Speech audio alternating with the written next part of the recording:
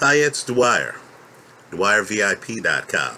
Remember, the opinion you should follow should be your own. Just consider this video to be a second opinion from a complete stranger online. If you're into fantasy sports, the promo code on FanDuel is Dwyer777. Give yourself a break, save some money. Now there's a fight coming up. It's a rematch. It's for the heavyweight title. Y'all know how I think. There's a heavyweight title, and then there's everything else.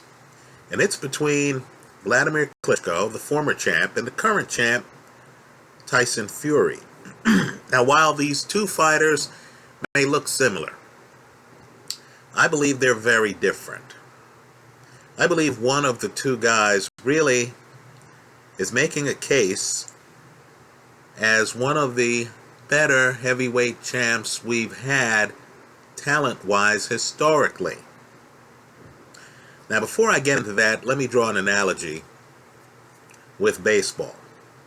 You know, I think baseball is better quantified. We have more statistics in baseball, right? I believe baseball fans really are more geared to look at certain things than are boxing fans, right? So in baseball, the top of the line, the best of the best, are what we call five-tool players, right? This is for hitters, right? A five-tool guy is a guy who hits for power, has base running skills and speed, has throwing ability, has fielding ability, and of course has a high batting average, right? Baseball really values versatility, right? When you're talking about five-tool players, very few names come to mind, right? Willie Mays. Understand that Willie Mays, forget the home runs.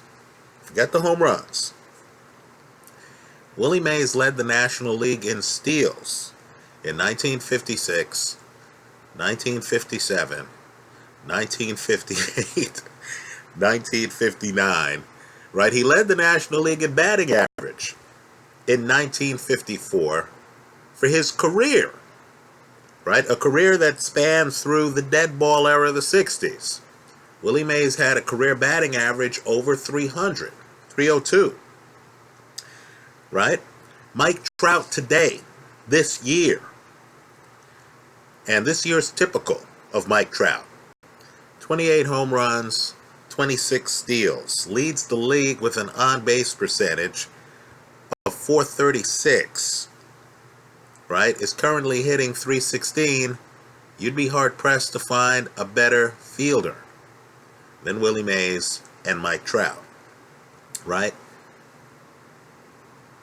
Oddly enough, for some reason, this versatility gets overlooked, right? It's hard to believe.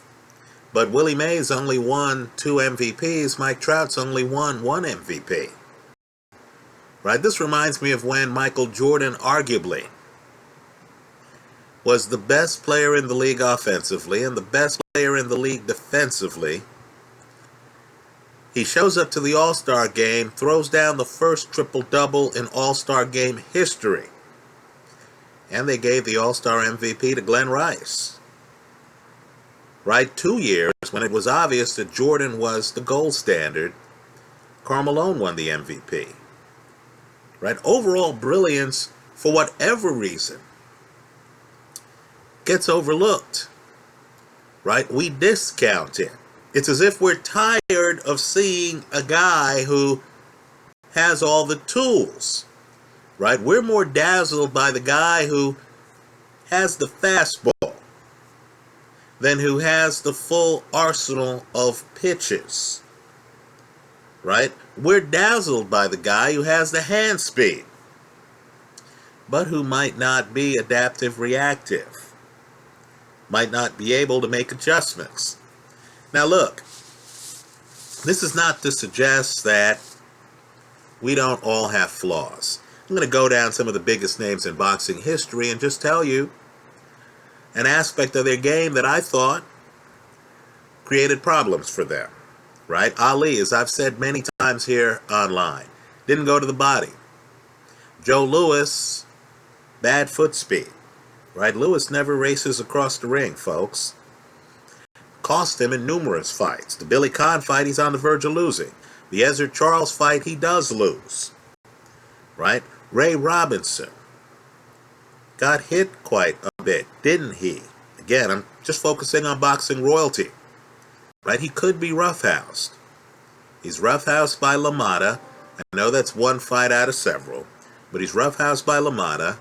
He's roughhoused in multiple fights by Gene Fullmer. He's roughhoused by Randy Turpin, loses the match. Then in the rematch is getting roughhoused again before he gets a KO. In fairness to Ray Robinson, he KOs Gene Fullmer in one of their fights, right? One of the legendary KOs. Lennox Lewis, there's a chin issue, isn't there? Right? Oliver McCall hits Lennox Lewis. Lewis really was not in condition to continue that fight. You want to see Lewis counted out? Lennox Lewis against Hasim Rockman. Right? Also, wasn't there a training issue with Lennox Lewis? Now, granted, this was boxing at a different time. But Lewis really didn't look to be in the best shape for that Rockman fight.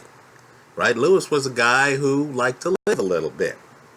Another guy who liked to live a little bit, Riddick Bowe. Right? I consider Bowe to be a complete fighter. I saw no holes in the guy's game. But the guy couldn't pass up a good buffet. Right? The guy just couldn't stay in shape. Think about it.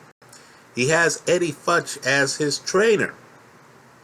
Right? He has Joe Frazier's trainer. He has the guy who taught Freddie Roach the game as his trainer. Right? And Eddie Futch quit Riddick Bowe. Not because of in-the-ring skills, but because Riddick Bowe was a guy who just couldn't show up in shape. Other guys have had other issues. Mike Tyson, in my opinion, needed to be alpha. Right? He had problems, in my opinion, being beta. I believe that the very best fighters out there, right? Ali, for example, could have fights where George Foreman's on a rampage, he's coming forward. Ali didn't have to be on his front foot. Ali could say, okay, Foreman's on a rampage, he's coming forward. Where are the ropes? Let me rope a dope. Let me have this young lion tire out. Let me be smart here. I don't have to be Fred Astaire. I'll be Ginger Rogers. Right? So, in today's fighters, right, Roman Gonzalez. Again, I'm picking boxing royalty. Right? Roman Gonzalez really is too married to his style. He's not that adaptive, is he? Right? You wonder what happens if his construct gets disrupted. Right? Erislandy Lara, a little bit too outside the pocket. He had the Canelo fight. He's leaning back way too much. There are fights where he's moving too much. Right? Chris Eubank, too inside the pocket. If you move out of the pocket, Eubank is probably lost. Let's get back now to Klitschko, Tyson Fury. Right? Just like you have a 5-tool player in baseball, let's romanticize for a moment about a set of 8 skills that, to me, one must master to be considered truly elite. I would say one is the ability to fight inside. Right? Front foot. I want to see a guy able to be hyper aggressive. I want to see a guy get in. Right? If the other guy is jabbing him to death, I want to see the guy able to dodge the jab, get inside, test his opponent. I believe this is the fight Andre Ward is going to have to fight to survive against Sergey Kovalev. Right? The next is the ability to fight outside, back foot. Right? This wasn't Tyson. This wasn't Joe Frazier, right? This wasn't Joe Louis, right? You need a guy who's a switch, right? Plan A, fight inside doesn't work. Plan B, fight outside, right? I also need a guy to be able to fight mid-range, right? Mid-range, sidestep, right? Fights in the middle of the ring, guys able to circle. Ezzard Charles against Rocky Marciano, according to reports, right? The next, we'll call it number 4. In fact, this list is longer than 8. The next, and I believe this applies to this heavyweight fight. It also applied to Manny Pacquiao against Floyd Mayweather. 2 different guys, right? The next is the ability to adapt, right? You're in the ring, plan A is not working. You don't really need to worry about an adaptive fighter switching to plan B. I believe there were 2 Floyd Mayweathers. There was the Floyd in the first 3 rounds who had some problems in some fights. You might remember the Shane Mosley fight. You might remember a fight earlier than that, the Zab Judah fight, right? Where Floyd comes out and Floyd looks a little bit troubled, right? The other guy's throwing a dynamic Floyd isn't really quite familiar with. Arturo Gatti. I thought early in that fight, Floyd's figuring out the lay of the land. Then there's the Mayweather from the end of the 3rd round on, right? Mayweather would crack the code. I'm telling you, the best part of Mayweather's game, and this is a guy with great reflexes in his prime, was his mental ability to read and restructure his game. Now, I've noticed you have fighters who are what I call soldiers, right? Manny Pacquiao, to me, would get instructions from Freddie Roach. Then he would go out and he would do the instructions, right? I believe Vladimir Klitschko was a guy who for years was getting instructions from Emanuel Stewart, right? The corner is seeing what's happening. Now that's different to me than Ali, than Floyd, right? Than Ray Robinson. These guys in the middle of a fight are making decisions their corner might not agree with, right? First round of the rope-a-dope, Rumble in the Jungle, Ali's corner's pleading with him to get off the ropes, right? That's an Ali decision. It's not a corner decision, right? I believe the ability to adapt is crucial here.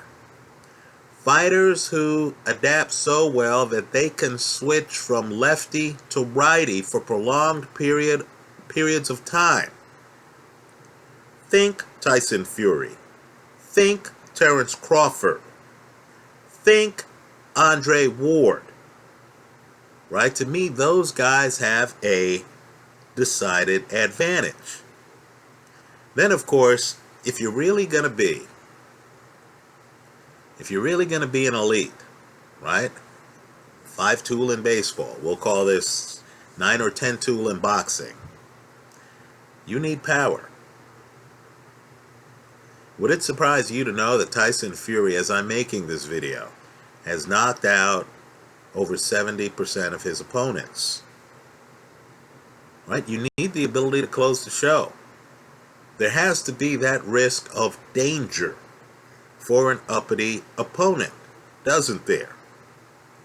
Right? Next, you can't have offense without defense. Right? I need to see a guy dodging punches. Here's where, to me, Golovkin comes up just a tad short, right? Golovkin's a guy who'll trade with you, right? For me, the best fighters are the guys who do unto others and then defend themselves, right? The next category, for me at least, speed, right? These aren't ranked in any particular order. But I don't want to see a guy who is slow like molasses. I need to see some hand speed. This is where guys like Big George Foreman come up a little bit short, right? Because he wasn't the quickest puncher. right? Quick punchers to be moved to the front of the line. You want to see power and speed together? One of my favorite fights, I mention it often. Floyd Mayweather dropping Diego Corrales 5 times. Then, of course, you need mobility, right? Foot speed, whatever you want to call it. But I like a guy who can move around the ring. That helps. You're getting your ass kicked over here. Sometimes it helps to move to a different location. If you're really A+, as you're moving away, you're tagging the guy. This is where Ali really stands alone in the heavyweight division, right? The idea that a Sonny Liston can get hit with, to some, a phantom punch, whatever. But it's the idea that Ali's doling out punishment while he's backing up, while you're pursuing him, right? Gave him an edge. The last criteria I'm looking for, and I'm sure I'll amend this list, different days, is the ability to fight anywhere in the ring. A lot of guys look great in the middle of the ring. Then they get over to the side of the ring and you realize this guy doesn't have the skills, and it takes skill to fight with his back up against the ropes. Right? There's a fight, it's one of my favorites, Wilfredo Gomez, absolute killer. He's fighting Salvador Sanchez. Gomez is viewed as the puncher in the fight. Gomez, it looks, bullies Sanchez over to the side of the ring. Sanchez has his back up against the ropes.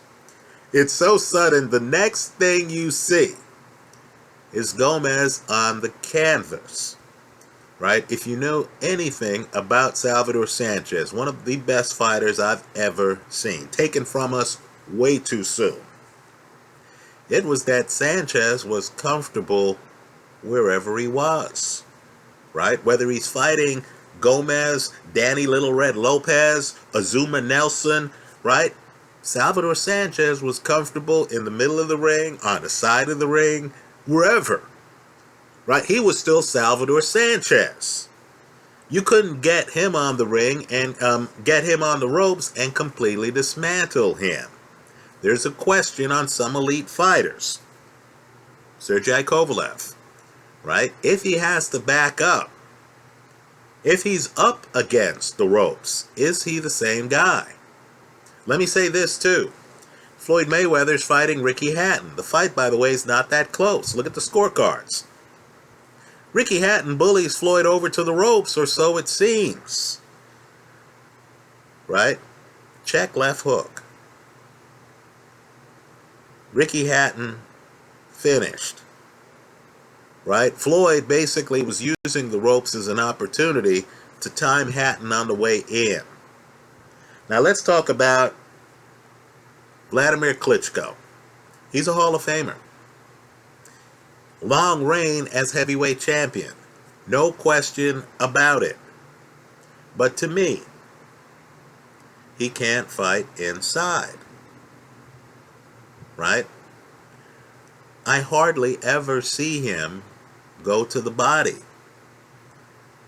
He's not a guy who gets on a front foot and hunts you down. Right? Rather, he's a guy, rather than, ad-lib and come up with a strategy and have confidence in his understanding of the sport, he's a guy who, to me, needs a second set of eyes. He's like Manny Pacquiao. He needs a corner to give him the game plan. In other words, you think football, their quarterbacks, Johnny Unitas, who call their own plays, right? According to football mythology, Johnny Unitas on the fly against the Giants invents the 2-minute drill, right? He's yelling plays to his teammates, not waiting for the coaches. They're going down the field, right? With Unitas just screaming out plays, right?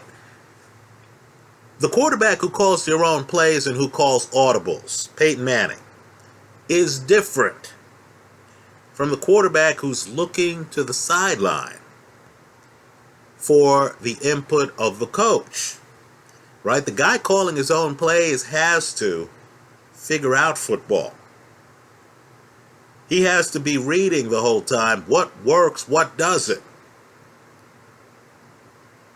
Right? I don't believe Vladimir Klitschko's that guy. I believe Vladimir Klitschko midway through his career, after car crashes, right? Ross Purity. Purity goes to Klitschko's backyard, stops him. Right? Corey Sanders, who he never gives a rematch to. Right? His brother fighting Corey Sanders doesn't count. Right? Vladimir Klitschko then signs up with Emanuel Stewart. Stewart tells him, look, this is after his brother told him to quit the sport. Right? That was revealed in Klitschko the movie. Right? They gave him a construct. He's heavy-handed in both hands. He has a great jab. Stewart tells him to lean back, pump a jab, work off the jab.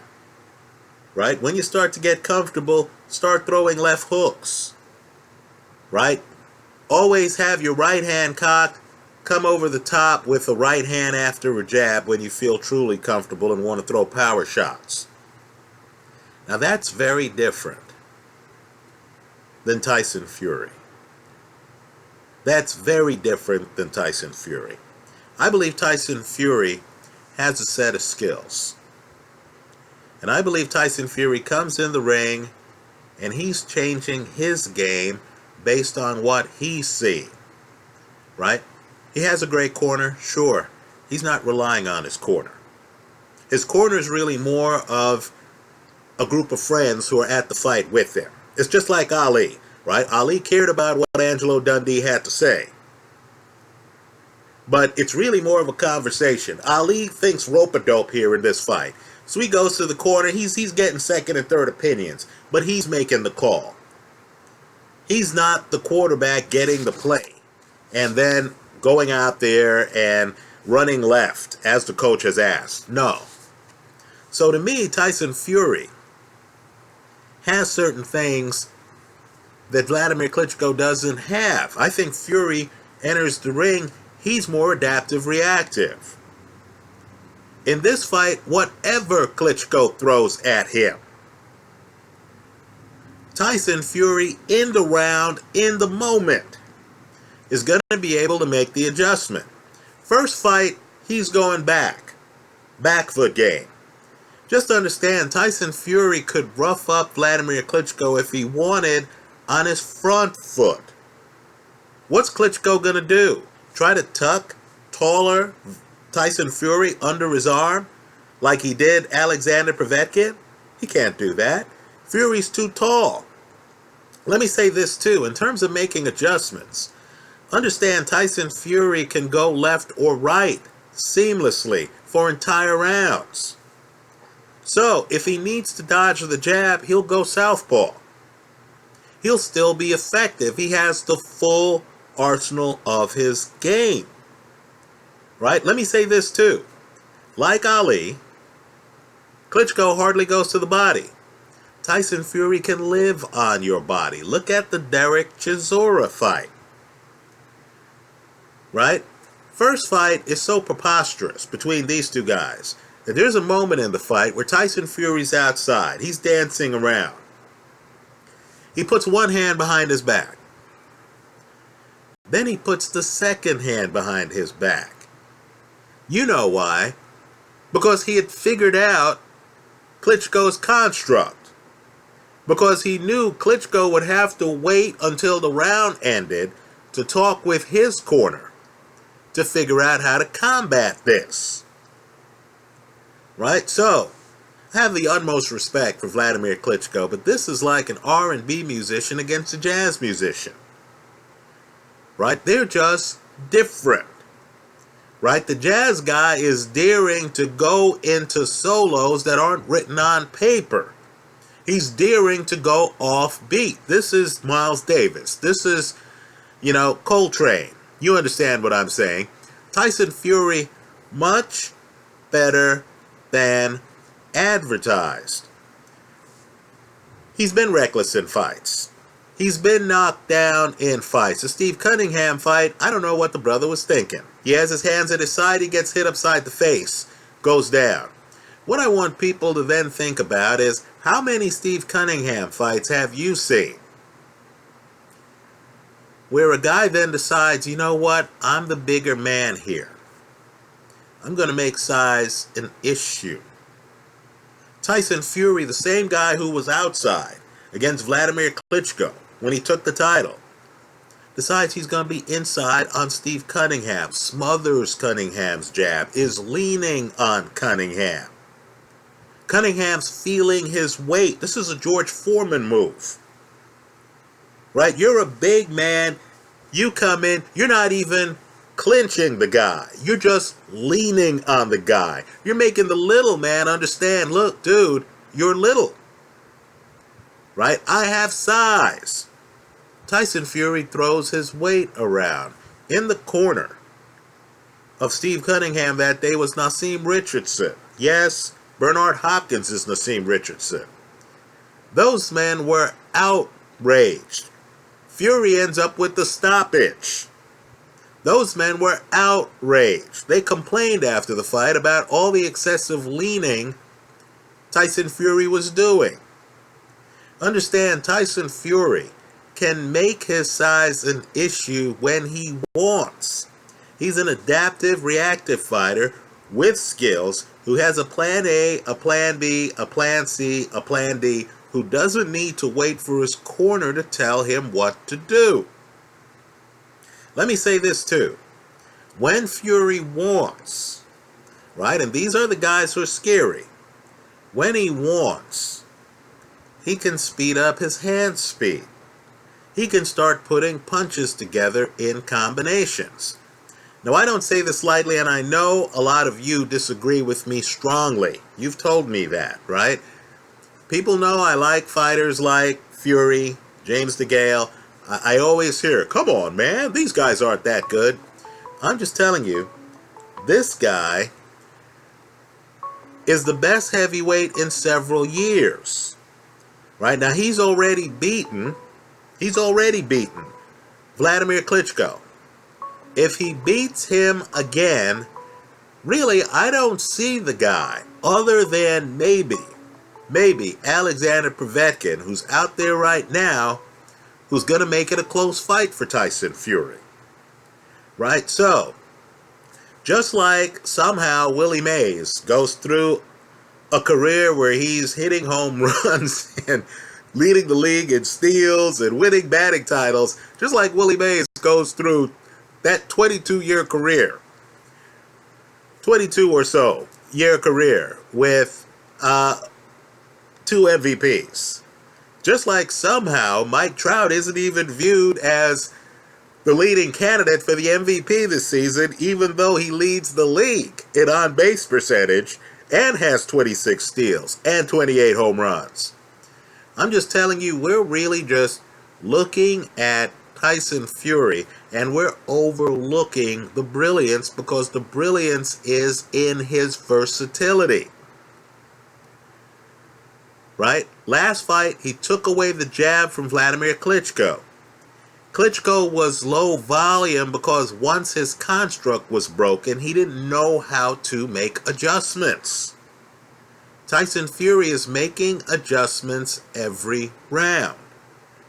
Right? I believe Tyson Fury wins this fight. I know the casinos have this fight pretty much even. Right? Just don't be surprised if Fury doesn't leave no doubt. Right? Because this personality type, if he knows he owns Klitschko, is going to come inside and is going to try to close the show. Right? I don't believe the boxing public has given Fury the respect he's earned by beating the real heavyweight champion, right? He's not beating Bermane Stiverne to get this. He's not beating Charles Martin to get this. No, he beat Vladimir Klitschko. I don't think we've given him enough respect off the first fight. Right? Klitschko's only chance is the chance he has in every fight. He has big hands. He has a puncher's chance. But if he gets out of his construct, understand he drives 55 miles an hour for a reason. If he tries to drive 70, 75, or 80, if Vladimir Klitschko tries to throw caution to the wind and be more aggressive than he's accustomed, I'm just telling you, it's far more likely that Tyson Fury can drive 75, 80 miles an hour. I think Fury stops him, right? So I like Fury in this fight if the odds allow. I would take Fury to win. I would sprinkle a little on Fury by KO. And of course, I'd hedge the Fury side with Klitschko by knockout. Understand what that means, though. That means that Vladimir Klitschko, who was heavily favored to win the first fight, if he wins a decision, you lose it all. That's how I see it. Let me hear from you. Let me close by saying this. Alex Rodriguez. Many of you are groaning if you're a baseball fan.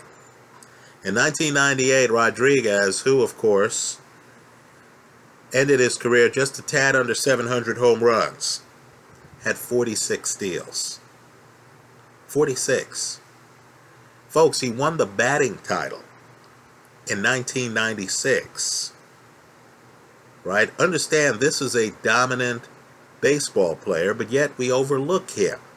Right? He's the punchline to a joke. I know there's talk of PEDs and stuff like that. Do you really believe over the last 15 years, Alex Rodriguez is the only guy to have, been involved in PEDs in baseball? Wasn't there a Mitchell report? How many guys were busted in that Mitchell report? Let me say this too, the gold standard. Barry Bonds, right? Again, forget the home runs, and he's baseball's all-time leader. Just understand that Barry Bonds ended his career with over 500 steals, right? Barry Bonds, had he played 25 years and been walked 100 times a year, 100 times a year in a 162-game sport, he would have finished with 2,500 walks. Well, understand Barry Bonds in 22 years amassed 2,558 walks, the baseball record, right? And Bonds, of course, had multiple gold gloves. Now, for some reason, we reach overload, right? You see too much dominance from an athlete. Michael Jordan, as I said, so dominant, they started giving the MVPs to other people, right? You look at the MVP voting, Steph Curry, this last year, got all the first place votes. Did anyone look at LeBron James's numbers? You mean to tell me not one person said, hey, MVP, man, where would Cleveland be without LeBron James? Look at these numbers. They're tremendous. I just feel LeBron means more to his team. You mean to tell me there wasn't one person out there like that? I believe Tyson Fury is being taken for granted like these athletes.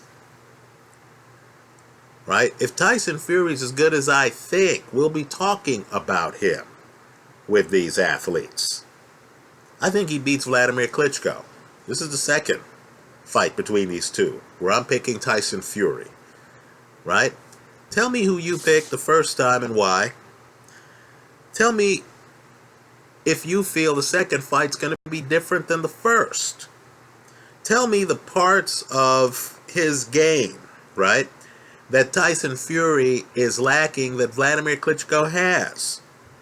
Right? Again, ability to fight inside, ability to fight outside, ability to fight mid-range, ability to make adjustments, power, defense, speed, mobility, ability to fight anywhere in the ring. What exactly does Vladimir Klitschko do better than Tyson Fury?